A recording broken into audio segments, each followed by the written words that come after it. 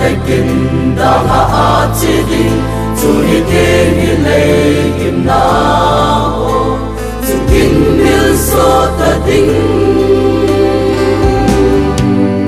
ô hít đi an nông ta đình em bị thiên kê lên na môn chú hi lệ kim nhân thấy na hoi chú a kinh miêu số ta đình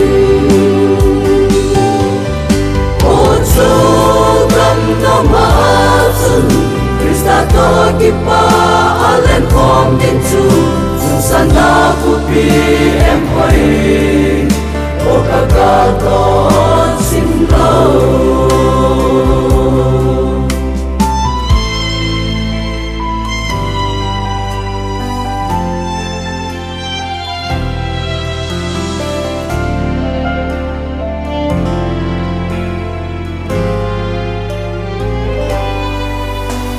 phải đi ngay luôn nó hối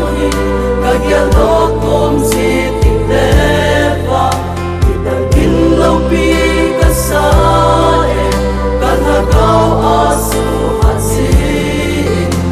ban đầu lo đi ngàn hạt to cái thì hẹn trên là cả đời gì thì ba năm cả tìm gì đi an nông ta đình em bị thiên kê lên na môn chú thì lấy kim nhân thấy na hoi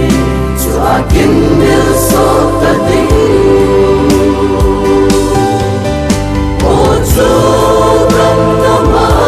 chú Krista to kipa alen hom din chú sana kupi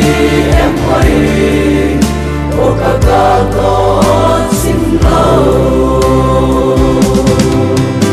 o hiti anong ta đình em bị thiên kê lên na môn chú thì lấy kim nhân thấy na hoi chú a kinh miêu số ta đình o chú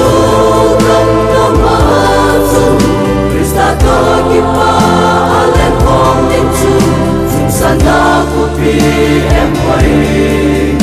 o kakaton